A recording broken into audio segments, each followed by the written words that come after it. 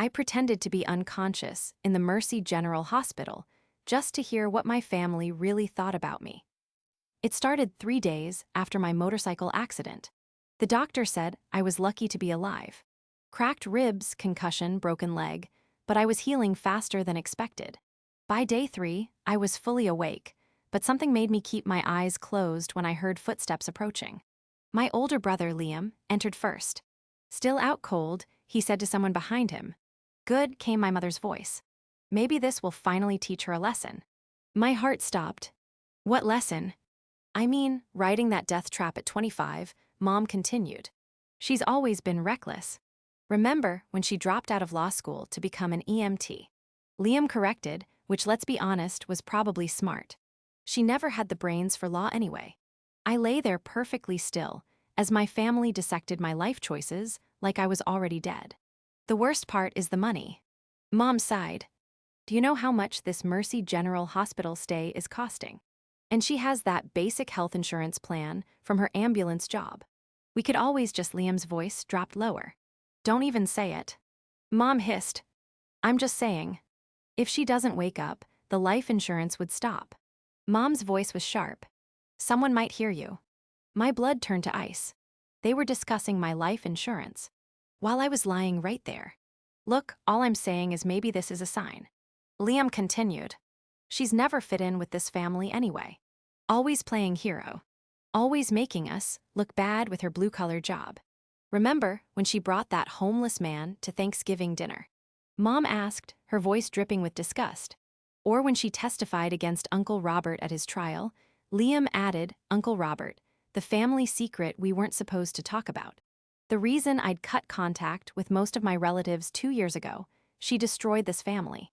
Mom said quietly, "Robert's in federal correctional institution because of her lies." Lies? They were calling my testimony about what he did to me lies. The room fell silent. I heard the rustle of clothing, like someone was leaning closer to my bed. "You know what I think?" Liam whispered. "I think we need to have a serious conversation with her doctor, Dr. Rossi, about her prognosis." "What kind of conversation?" Mom's voice was barely audible. "The kind where we discuss quality of life. Brain injuries can be unpredictable. Sometimes it's more merciful to let someone go." Liam, "Think about it." "Mom, she's never going to change. She'll wake up and go right back to embarrassing us. Back to her pathetic job, her bleeding heart causes, her vindictive crusade against our family. She cost us everything," Mom said, her voice growing stronger. "The Grand Oaks Country Club membership, the United Way Board of Directors positions. Do you know how humiliating it was when the Van der Waals asked me to step down?" Because of her lies about Robert, Liam agreed. One troubled girl's fantasy destroyed a good man's reputation. Fantasy. 15 years of abuse was a fantasy to them. "If she doesn't wake up," Liam continued slowly, "the insurance money would solve a lot of problems. We could pay off the house. Maybe take that European trip you've been wanting." "How much is the policy worth?" Mom asked. 200,000. Plus, there might be a settlement from Harley-Davidson. Faulty brakes, remember. My stomach churned. The brakes weren't faulty. I'd hit black ice. "We'd have to be careful," Mom said. "Make sure everything looks natural." Of course, grief-stricken family making the difficult decision to let their daughter go peacefully. "When should we talk to Dr. Rossi?" "Soon. Before she shows more signs of improvement." I heard footsteps moving closer to my bed again. "Look at her," Liam said, his voice cold. 25 years old, and this is what she has to show for it. No husband, no real career, no money.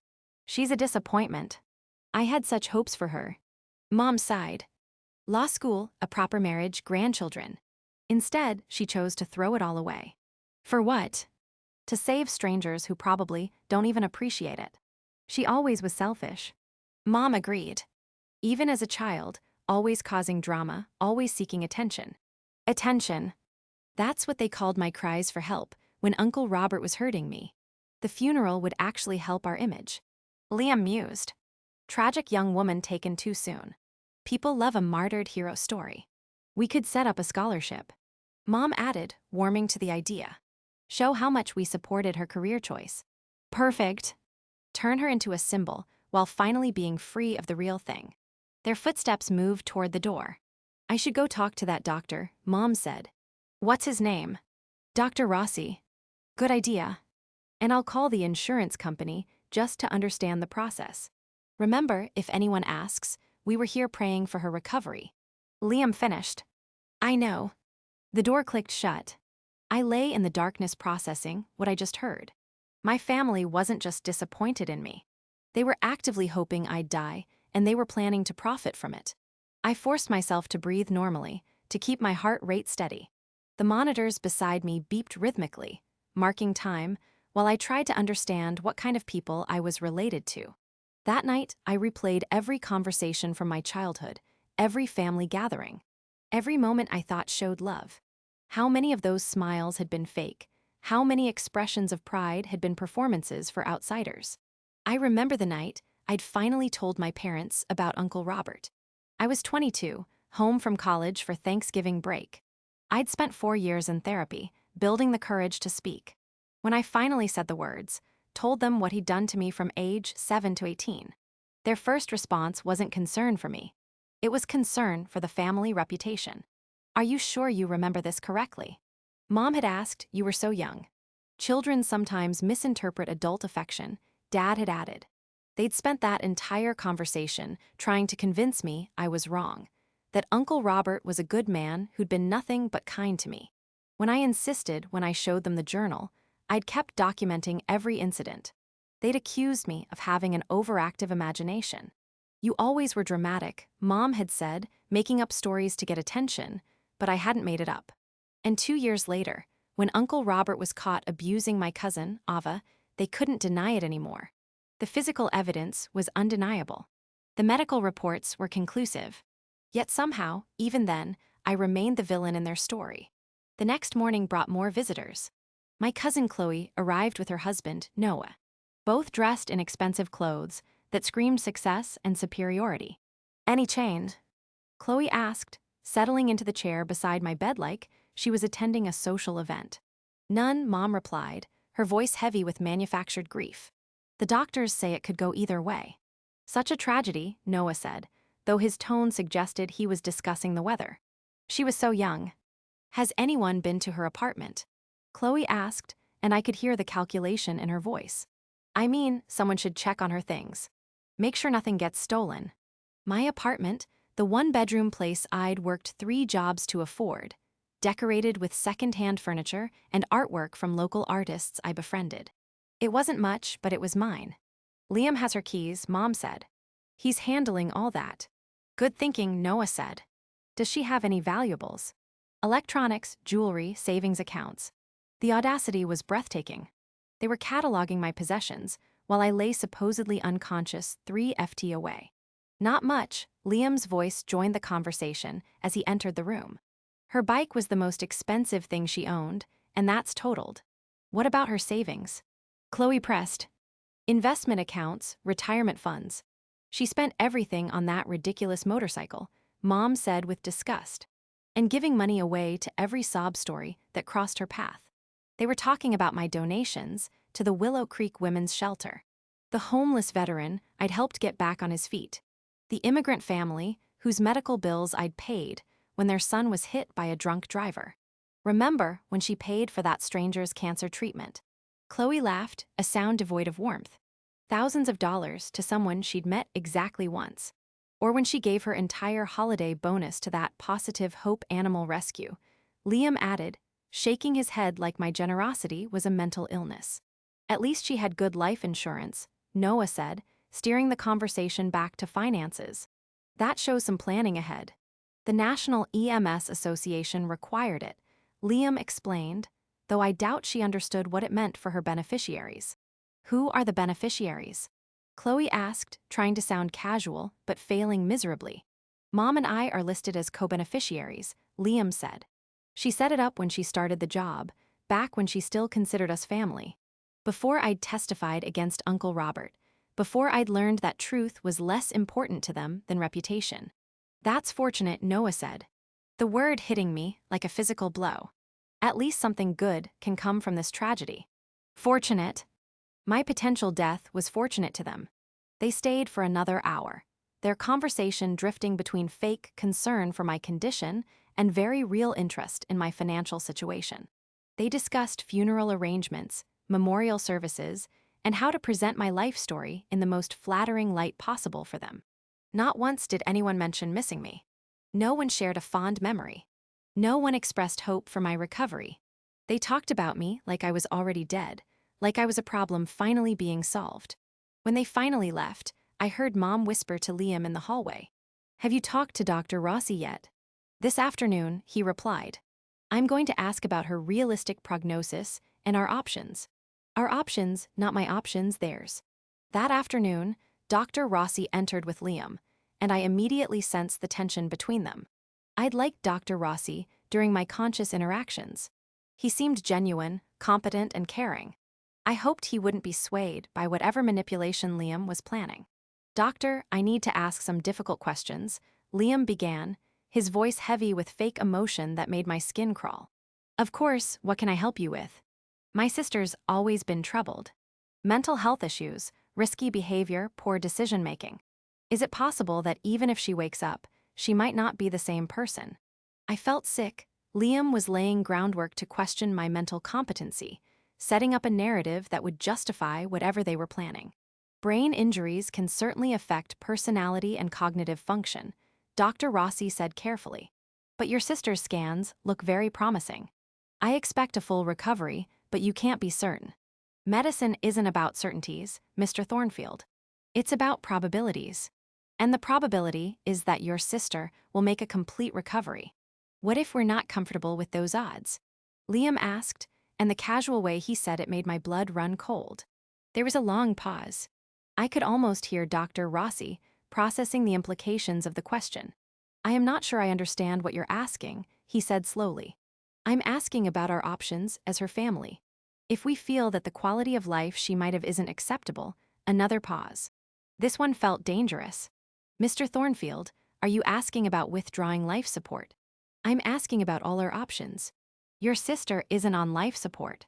She's breathing on her own. Her vitals are stable, and her brain function is normal. There's nothing to withdraw. But if her condition deteriorated, there's no indication that it will. In fact, I expect her to regain consciousness within the next day or two." I could feel Liam's frustration radiating across the room like heat. "Doctor, you don't understand. My sister has a history of making poor choices, reckless behavior. She caused significant trauma to our family with false accusations against a relative. If she wakes up, she might continue down that destructive path." False accusations. 15 years of documented abuse were false accusations. "Mr. Thornfield, my job is to treat medical conditions, not to make judgments about patients' life choices. Your sister is recovering well from her injuries. That's all that matters to me, even if she's a danger to herself and others." "Has she been declared mentally incompetent by a court?" "No. But then she has the same rights as any adult patient. I'm going to check on her now. I'll ask you to step outside." Liam's footsteps retreated reluctantly, and I could hear his anger in the heavy way his shoes hit the floor. Dr. Rossi approached my bed, and I felt safer with him there. "Your vitals are excellent," he said, making notes on his chart. "Heart rate, blood pressure, brain activity. Everything looks normal for someone in your condition." He leaned closer and lowered his voice to barely above a whisper. "I know you can hear me. Your brother's questions were inappropriate, and I want you to know that no one will make medical decisions for you without your consent. When you're ready to wake up, just open your eyes." My heart rate spiked on the monitor, betraying my consciousness. "That's what I thought." He said quietly, "Take your time. I'll be here when you're ready." He left, and I lay there processing what had just happened. Dr. Rossi knew I was conscious. He was protecting me. But for how long? And what would Liam do when he realized his plan wasn't working? That evening brought a parade of family members I hadn't seen since Uncle Robert's trial. They'd all cut contact with me after the conviction, choosing to side with an abuser rather than admit they'd failed to protect a child. My Annalena arrived first, her Louis Vuitton purse clutched like a weapon, her face arranged in an expression of theatrical grief. "Such a tragedy," she sighed dramatically, taking the chair closest to my bed. "She had so much potential." Wasted potential, Uncle George corrected as he joined her. But maybe this is God's way of giving her peace. Peace from what? Mom asked, though I suspected she already knew the answer from her demons, from the lies she told, from the guilt of destroying our family. They thought I felt guilty. They thought I was tormented by telling the truth about Uncle Robert. Robert always said she'd been troubled since childhood. Alina continued, her voice gaining strength as she warmed to her narrative, making up stories, seeking attention. He tried to help her, spent so much time with her, trying to be a positive influence. Positive influence. That's what they called grooming. The trial nearly killed him, George added, his voice heavy with manufactured sorrow. An innocent man, destroyed by a disturbed girl's fantasies. He's doing better now, though, Alina said, brightening slightly. Federal Correctional Institution has given him time to reflect, to forgive her for what she did to him. Forgive me for what he did to me. He writes to us sometimes, George said. Never bitter, never angry, just sad that she couldn't accept his love and guidance. His love. 15 years of abuse was love to them. Maybe if she doesn't wake up, it's for the best, George mused, his voice taking on a philosophical tone. She can't cause any more damage and Robert could finally have peace, Alina agreed. Poor man has suffered enough. They stayed for 2 hours, taking turns sharing their revisionist history of my relationship with Uncle Robert. In their version, he was a misunderstood saint who tried to help a troubled child. I was a vindictive liar who destroyed an innocent man out of spite. The most disturbing part was how convinced they seemed of their own story. It wasn't deliberate deception. They genuinely rewritten history in their minds to avoid confronting their own failure to protect me. When they finally left, I heard George tell Liam in the hallway, if you need character witnesses about her mental state, we're happy to help. Character witnesses. They were building a case against my competency. The next day brought my father. I hadn't seen him since the trial where he'd sat in the back row with his arms crossed, stone-faced throughout my testimony. When the guilty verdict was read, he'd walked out without acknowledging me. Now he sat beside my bed. And for a moment, just a moment, I hoped he might be different from the others. Maybe time had given him perspective. Maybe he'd realized what Uncle Robert had really done to me. I don't know if you can hear me, he said quietly, his voice rough with what sounded like genuine emotion. But I need to say something. My heart monitor betrayed my attention, beeping slightly faster. Your mother thinks I should let you go. Liam thinks it would be mercy. Maybe they're right. The hope died in my chest like a snuffed candle. You broke this family apart, he continued, his voice gaining strength. My brother is in Federal Correctional Institution because of you. My wife can't show her face at church. My son has to explain to his colleagues why his sister destroyed our reputation. But I know why you did it. You were always jealous of Robert. He was successful, respected, accomplished, everything you weren't. So you decided to bring him down. Jealous of my abuser. The man who'd stolen my childhood was someone I was supposedly envious of. The worst part is that people believed you. A court believed you, but I know my brother. He's a good man who made one mistake. A mistake, not mistakes. Not a pattern of abuse spanning over a decade. One mistake. He trusted you. Dad continued, tried to be a father figure when you needed guidance. And you repaid his kindness by destroying his life. Father figure, the irony was suffocating. If you wake up, nothing changes. You'll still be the same vindictive, attention-seeking girl who destroyed our family for your 5 minutes of fame in court. 5 minutes of fame. 4 days of testimony about 15 years of abuse was fame seeking to him. Maybe it's better if you don't wake up, he said, standing to leave. Maybe everyone would be happier. He paused at the door, then returned to my bedside. I've already signed the papers Liam prepared. If your condition deteriorates, we won't keep you alive artificially. It's what's best for everyone. Papers. They prepared legal documents to ensure my death. I should hate you for what you did to Robert, he said, his voice dropping to a whisper. But you're still my daughter, so I'll just hope you find peace. After he left, I lay there trying to process the depth of their betrayal. My own father, the man who was supposed to protect me, had chosen my abuser over me. Not only did he refuse to believe what Uncle Robert had done, he was actively facilitating my death. The realization hit me like a physical blow. I was completely alone. Every person who was supposed to love me unconditionally had conditions, and I'd failed to meet them by refusing to be silent about my abuse. That night, a new voice entered my room. Female professional with the crisp confidence of someone accustomed to handling delicate situations. Mrs. Thornfield, I'm attorney Sarah Miller. You called about your daughter's situation. An attorney. They'd hired legal counsel to help them kill me. Yes, Mom replied, settling into the visitor's chair. We need to understand our options regarding our daughter's care. I've reviewed the medical records you provided. Your daughter's condition is stable, correct? For now, but brain injuries are unpredictable. The doctors say there could be complications. That was a lie. Dr. Rossi had said I was recovering well. And you mentioned concerns about her mental competency. She's made increasingly erratic decisions over the past few years, Mom said, warming to her narrative. Dropped out of law school to take a low-paying job, alienated the entire family with false accusations against her uncle. False accusations. She claimed he abused her as a child. The court believed her lies. And now an innocent man is in federal correctional institution. I see. And you're concerned that if she recovers, she might continue making poor decisions.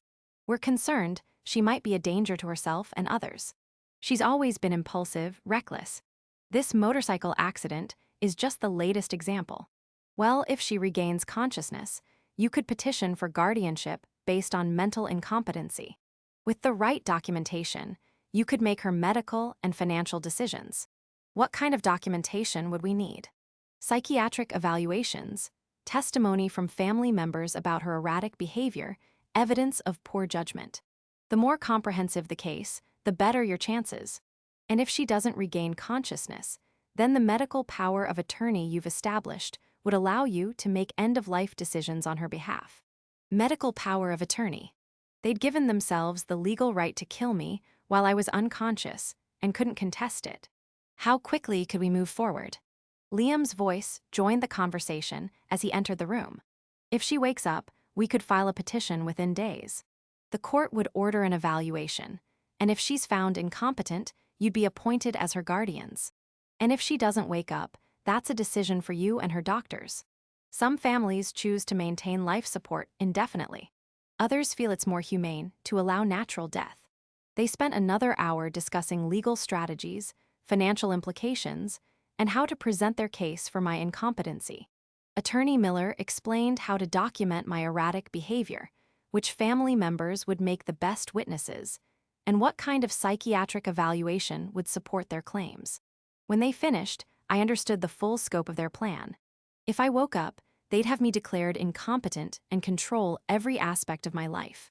If I didn't wake up, they'd let me die and collect the insurance money. Either way, they eliminated the problem I represented. But they'd made one crucial mistake. They assumed I was helpless, that I had no agency in my own fate. They were about to learn otherwise. The next morning, Dr. Rossi returned alone for his rounds. As soon as he entered the room, I could sense his tension. I know you're awake, he said quietly, checking to make sure the door was closed, and I know what your family is planning. We need to talk. I opened my eyes slowly, blinking in the fluorescent light that suddenly seemed too bright. How long have you known? I whispered, my voice from days of silence since yesterday. Your heart rate spikes every time they say something disturbing. Your brain scans show normal activity patterns. You're physically capable of consciousness. I struggled to sit up. My body's stiff and weak from days of lying motionless. They're trying to kill me, I said. The words feeling surreal even as I spoke them. I know. And legally, they might be able to do it. They've filed paperwork establishing medical power of attorney. How is that possible? I never gave them that authority. They claimed you were incapacitated and had no advance directives. Without anyone to contest it, the court granted their emergency petition. But I'm conscious now. Yes, but they could argue that your brain injury has affected your judgment. With the right psychiatric evaluation and family testimony, they could have you declared incompetent. So what are my options? Dr. Rossi pulled a chair close to my bed, his expression grave. Limited but not non-existent. Tell me about this uncle. They mentioned the one in federal correctional institution. So, I told him everything about Uncle Robert moving in with us when I was 7, after his messy divorce left him temporarily homeless. About how my parents welcomed him with open arms, grateful for the help with child care while they worked long hours building their careers. About how his help quickly turned into something much darker. It started as games, I said. The words feeling like broken glass in my throat. Special games that were our secret. He said I was mature for my age, that I could handle grown-up activities other kids couldn't. Dr. Rossi listened without judgment, occasionally taking notes. By the time I was 10, the games had escalated. He convinced me it was normal, that all uncles did this with their nieces. When I got uncomfortable, he'd remind me how much my parents depended on him, how devastated they'd be if I caused problems. Did you ever try to tell anyone? Once when I was 12, I tried to tell my mom. She was getting ready for work, rushing around the kitchen, and I said that Uncle Robert made me uncomfortable. What did she say? She said I was being dramatic, that Uncle Robert was family, that he loved me and would never hurt me. She said I should be grateful to have such a caring uncle. Dr. Rossi shook his head in disgust. The abuse continued until I left for college at 18. Even then, he'd find ways to corner me during holiday visits. It wasn't until I was 22, and in therapy, that I understood what had really happened to me. What made you finally report it? My cousin Ava, she was 7, the same age I was when it started. I noticed him paying her the same kind of special attention. I couldn't let it happen to another child. So you went to the police. First, I tried to warn my family. I thought if I explained what he'd done to me, they'd protect Ava. But they accused me of being jealous, vindictive, attention-seeking. They said I was making up stories to hurt Uncle Robert because I'd always resented his success. That must have been devastating. It was. But I couldn't let Ava suffer what I'd suffered. So I went to the police alone, and they believed you. Eventually, the detective was experienced with sexual abuse cases. She knew what to look for, what questions to ask. When they examined Ava, they found evidence that confirmed my worst fears. He was already abusing her. Yes, for months. And there were others. Girls from his neighborhood, his ex-wife's daughter from her first marriage. The investigation uncovered a pattern going back 20 years. Dr. Rossi was quiet for a long moment, processing the information. Your family still doesn't believe you. They believe what's convenient. Admitting he's guilty would mean admitting they failed to protect me. It's easier to believe I'm lying. What do you want to do now? I want to disappear. I want them to think I died. That's complicated and illegal. More illegal than conspiracy to commit murder. Point taken. But faking a death involves falsifying medical records, insurance fraud, potential federal charges. What if we don't fake it? What if we just let them make their choice? Dr. Rossi raised an eyebrow. I don't follow. They want to withdraw life support, right? What if we give them the opportunity? What if I have a medical emergency that requires life support, and then they make the decision to let me die? You're not on life support, but I could be temporarily a complication that requires intubation. Then when they choose to let me die, we document everything. That's incredibly risky. Less risky than letting them actually kill me. Dr. Rossi studied my chart, thinking hard. There might be another way, he said slowly. But it would require perfect timing, absolute trust, and significant risk for both of us. What kind of way? Medical records can be interpreted creatively. If you were to have a sudden decline, require emergency intervention, and then pass away despite our best efforts. Well, death certificates are filed based on medical judgment. You'd fake my deaths. I'd document a tragic outcome following complications from traumatic brain injury, which technically wouldn't be entirely false. You did have a brain injury. And then you'd need a new identity, a new life, and the ability to stay hidden indefinitely. The plan seemed impossible, too complex, too dangerous. But the alternative was letting my family either kill me or control me for the rest of my life. Let's do it, I said. Are you sure? Once you're legally dead, there's no going back. You'd lose everything. Your career, your friends, your entire identity. I've already lost my family. Everything else can be replaced. What about your job, your colleagues? They'll remember me as someone who died too young. That's better than living as someone who was never really alive. Dr. Rossi spent the next hour outlining the details. He'd document a sudden deterioration in my condition, requiring emergency life support. My family would be called in to make the decision about continuing care. When they chose to let me die, he'd document my passing and arrange for my body to be transferred to a specific evergreen funeral home with connections to witness protection services. This will end my career if we're caught, he warned. The medical board would revoke my license. I could face criminal charges. Why are you willing to risk it? Because I've seen what families like yours do to survivors. Because I took an oath to do no harm, and letting them kill you would violate that oath. And because sometimes the system fails people who deserve better. What do you need from me? Complete trust. When the time comes, you'll need to stop breathing on your own. You'll need to let the machines show cardiac arrest while staying conscious enough to hear what they say. How long will I need to hold my breath? Not long, maybe 30 seconds, but it has to be convincing. What if something goes wrong? Then we improvise, but I'll be monitoring everything. I won't let anything happen to you. 2 days later, Dr. Rossi called my family with urgent news. I'd taken a sudden turn for the worse. Brain swelling had increased dramatically, requiring emergency intubation to protect my airway. They needed to come immediately. When they arrived, I was connected to a ventilator, heavily sedated according to my chart, but actually fully conscious. Dr. Rossi had coached me extensively on the procedure. How to stay perfectly still, how to let the machine breathe for me, how to remain unresponsive to stimulation. What happened? Mom asked, and I could hear the carefully controlled excitement in her voice. The brain swelling increased suddenly overnight. Dr. Rossi explained gravely. We had to intubate to protect her airway. She's in a medically induced coma now. What's the prognosis? Liam asked, trying to sound concerned, but failing to hide his anticipation. Guarded. The increased pressure has affected vital brain structures. Even if we can reduce the swelling, there may be permanent damage. What kind of damage? Mom pressed. Cognitive impairment, personality changes, loss of motor function. She might never be the same person she was. I could practically hear their relief. What are our options? Liam asked. We can continue aggressive treatment and hope the swelling responds to medication. Or Dr. Rossi paused dramatically. Or what? Mom prompted eagerly.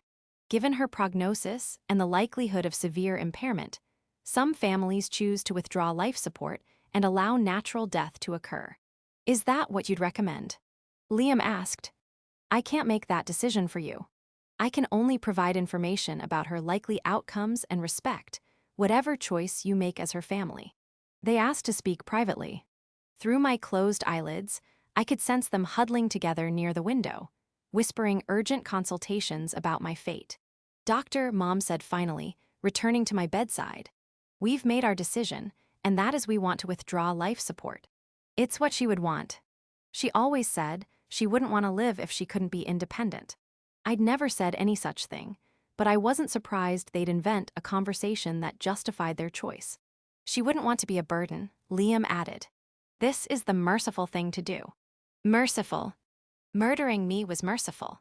Are you certain? Dr. Rossi asked. This decision is irreversible. We're certain, Liam said firmly. When can we proceed? I'll need to complete some paperwork, notify the ethics committee, and allow time for any family members who want to say goodbye. Tomorrow morning, we can begin the process. That night, Dr. Rossi came to check on me after the evening shift change. Are you ready for this? He whispered, checking to make sure no one was in the hallway. I squeezed his hand, the first voluntary movement I'd made in days. Tomorrow, when they withdraw the ventilator, you'll need to stop breathing on your own for about 30 seconds. I'll document cardiac arrest, then begin resuscitation efforts that will fail. From there, you'll be transferred to the county morgue, and then to our contact at the Evergreen Funeral Home. What about my records here? They'll show that you died from complications following withdrawal of life support. Cause of death will be listed as natural. Brain death following traumatic injury. And if they want an autopsy, they won't. Your family has already indicated they want immediate cremation with minimal ceremony. Of course they did. The faster I disappeared, the sooner they could collect the insurance money and move on with their lives. One more thing, Dr. Rossi said. I've contacted someone who specializes in helping abuse survivors disappear. She'll be waiting at the Evergreen Funeral Home to begin the process of creating your new identity. What's her name? Agent Riley, FBI.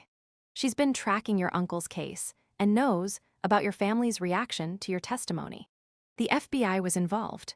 This was bigger than just my family's greed. It was part of a larger investigation into how abuse survivors were silenced by their family. The next morning, my entire extended family gathered for my death. Aunts, uncles, cousins, people who hadn't spoken to me in years suddenly appeared to witness my final moments. They arranged themselves around my bed like mourners at a wake, their faces carefully composed in expressions of grief that didn't reach their eyes. Dr. Rossi explained the procedure with professional gravity. When life support was withdrawn, my body would either resume natural breathing or cardiovascular function would cease. There was no way to predict which would happen. Before we begin, Mom announced, we'd like to say our goodbyes. One by one, they approached my bed with their hollow words of farewell. We love you. Rest in peace. You'll finally have the peace you've been seeking. Uncle George leaned close and whispered, so only I could hear. Maybe now Robert can finally forgive you. Aunt Alina squeezed my hand and said, we know you're sorry for what you did to our family. My father kissed my forehead and murmured, I hope you find whatever you were looking for. Liam was last. He gripped my hand and said loud enough for everyone to hear. We're sorry it had to end this way, but we know this is what you'd want to be free from the pain you've been carrying. What I'd want? They were killing me for my own good. Are you ready to proceed? Dr. Rossi asked. We're ready, Mom said without hesitation.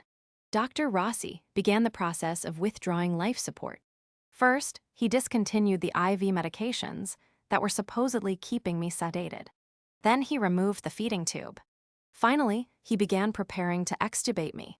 Once I remove the breathing tube, we'll know quickly whether she can breathe on her own, he explained. And if she can't, Liam asked. Then we'll make her as comfortable as possible while nature takes its course. The breathing tube was removed. This was my moment. I forced myself to remain completely still, to not draw a single breath, despite every instinct screaming at me to inhale. She's not breathing on her own, Dr. Rossi announced, watching the monitors that were showing the predetermined patterns we'd arranged around me. I heard the subtle sounds of relief disguised as grief. Quiet sighs, shuffling feet, whispered conversations about how peaceful I looked. Heart rate is dropping. Dr. Rossi playing his role perfectly. Is she in pain? Mom asked, though her voice held no real concern. No, she's completely unconscious. This is peaceful. How long will it take? Liam asked. Not long now. Her heart rate is becoming irregular. I lay there holding my breath while counting seconds in my head. 30 seconds felt like 30 years, but I forced myself to remain motionless. I'm losing cardiac rhythm. Dr. Rossi said, I'm going to call it. He went through the official procedure, noting the time of death, documenting the cause, and explaining next steps to my family. We'd like to arrange cremation as quickly as possible. Liam said immediately she wouldn't want a big funeral. She was always private about these things. Private? They wanted me cremated quickly, so there'd be no chance of discovery. I understand, Dr. Rossi said. I'll have her body transferred to Evergreen Funeral Home. They can handle all the arrangements discreetly. Evergreen Funeral Home, the facility Dr. Rossi had arranged to facilitate my disappearance. For the next hour, I lay perfectly still while my family discussed funeral logistics around my corpse. They planned a small memorial service, chose the cheapest cremation package, and drafted a brief obituary that focused more on their grief than my life. The life insurance company will need a death certificate. Liam mentioned to Dr. Rossi. I'll have that filed within 24 hours, he replied professionally. When they finally left to begin making arrangements, Dr. Rossi waited another hour before approaching my bed. They're gone, he whispered. You can breathe now, I gasped, filling my lungs with air that tasted like freedom and terror in equal measure. How do you feel? Like a ghost, I said, my voice from the effort of staying silent. How does this work now? In about an hour, the Evergreen Funeral Home will send a hearse. You'll be transferred in a body bag to their facility, where you'll meet Agent Riley and begin the process of becoming someone new. What about you? Won't they investigate when they realize the death certificate was falsified. The beauty of this plan is that technically, I never falsified anything. You did stop breathing, your heart did stop, and you were pronounced dead based on the observable evidence. If questions arise later, I'll say there was a communication error about the timing of your recovery. That seems like a thin defense. It's better than the alternative. And Agent Riley assures me that your family's actions are already under federal investigation. Once that becomes public, any questions about your death will be overshadowed by the criminal charges they'll be facing. They're really going to be arrested. Insurance fraud, conspiracy to commit murder, abuse of medical power of attorney. The FBI has been building a case since they filed that insurance claim before you were even declared dead. An hour later, I was wheeled out of the Mercy General Hospital in a body bag, loaded into a hearse, and transported to Evergreen Funeral Home. The irony wasn't lost on me. I was being born again in a place designed for endings. At the Evergreen Funeral Home, I was transferred to a secure room where I met Agent Riley. She was younger than I'd expected, with kind eyes and a firm handshake that immediately put me at ease. Dr. Rossi contacted us about your situation, she explained. We've been investigating your family's activities since they filed the insurance claim. They filed it before I was actually dead. Liam submitted the paperwork and supporting documentation the same day they made the decision to withdraw life support. That's insurance fraud, conspiracy, and attempted murder. What happens now? Now we build a case while keeping you safe. Your family believes you're dead, which gives us time to gather evidence and prepare for prosecution. Agent Riley explained that I'd be placed in a form of federal witness protection program while they completed their investigation. I'd receive a new identity complete with social security number, birth certificate, and medical records that documented my recovery from a different accident in a different state. What about my life here, my job, my friends? They'll mourn your loss and remember you fondly. It's not ideal, but it's safer than the alternative. For the next 6 months, I lived in a safe house in Arizona, working with federal prosecutors to build the case against my family. I testified before grand juries, provided detailed accounts of their conversations and plans, and helped establish the timeline of their conspiracy. The FBI had also been recording their phone calls and monitoring their financial activities. Liam had been researching the insurance claim process weeks before my accident.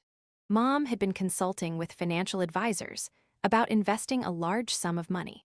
They'd even met with travel agents about that European vacation they'd mentioned. They'd been planning to profit from my death before I was even injured. The case attracted national media attention when the arrests were made. Family plots. Daughter's death for insurance money. Abuse survivor outsmarts murderous relatives. The woman who had to die to live. Liam was sentenced to 18 years for conspiracy to commit murder and insurance fraud. Mom received 15 years. The other family members who participated received sentences ranging from 5 to 10 years, depending on their level of involvement. Uncle Robert's parole was denied again, with my case cited as evidence of his continued danger to family members and the ongoing impact of his crimes. Dr. Rossi faced a medical board investigation, but was ultimately cleared of all charges. The board ruled that his actions were justified given the credible threat to patient safety, and he was commended for his courage in protecting a vulnerable patient. 2 years after my death, I testified at Uncle Robert's third parole hearing via secure video link. The parole board was shown evidence of my family's conspiracy and my continued need for federal protection. His parole was denied for another 5 years. I now live under the legal identity of Brooke Davies in Washington, working as an EMT in a rural county where my skills are desperately needed. I've completed additional training under my new identity and earned certifications that allow me to serve as a flight paramedic for the region's helicopter rescue service. My new colleagues know me as someone who transferred from Arizona after a difficult divorce. They don't know about my past, but they know me as someone who fights fiercely for patients, especially those who are vulnerable or voiceless. The work is demanding but fulfilling. Every life I save feels like proof that I made the right choice, that surviving was worth the cost of everything I left behind. Sometimes I get letters forwarded through the FBI from distant relatives who claim they always suspected something was wrong and want to reconnect now that the truth has come out. Some offer apologies for their role in ostracizing me. Others claim they were manipulated by the family members, who are now in federal correctional institution. I read these letters carefully, then file them away unanswered. Because the most important lesson I learned during those days, in that Mercy General Hospital bed, is that family isn't defined by blood or genetics.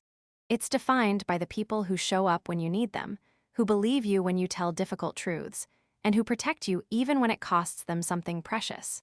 Dr. Rossi still checks in through secure channels, updating me on his continued work with abuse survivors and the protocols he's developed for identifying families who pose threats to vulnerable patients. Agent Riley has become a genuine friend, someone who understands the complexity of survivor guilt and the ongoing challenge of building a new identity while processing old trauma. My new paramedic partner, Sam, doesn't know about my past, but has become the kind of friend I never had growing up. Someone who values honesty, courage, and genuine kindness over social status or family reputation.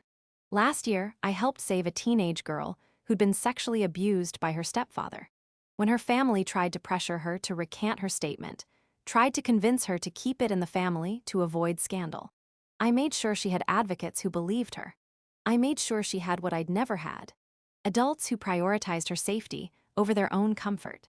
The hardest part of my new life isn't the isolation or the false identity, or even the knowledge that I can never return to who I used to be. It's accepting that the people who were supposed to love me unconditionally were willing to kill me for money and convenience. But from that devastating truth came an unexpected gift: the absolute certainty that I'm stronger than I ever imagined. Strong enough to fake my own death, outsmart people who thought I was helpless, and rebuild my entire existence from nothing. Strong enough to save others. Every emergency call I respond to. Every patient I help stabilize. Every family I comfort in their worst moments is proof that sometimes the best revenge against people who tried to destroy you is simply refusing to stay destroyed. My family thought they were eliminating a problem. Instead, they created someone truly unstoppable. Someone who learned that the most powerful thing you can do when people want you gone is to choose exactly how you disappear and exactly when you return. Even if returning means becoming someone entirely new, the woman they tried to kill is gone forever. But the woman who took her place is everything they never expected. Someone with nothing left to lose and everything to fight for. Someone who discovered that sometimes you have to lose everything to find out who you really are. And sometimes the person you really are is someone worth dying for. Someone worth living for. Someone worth becoming.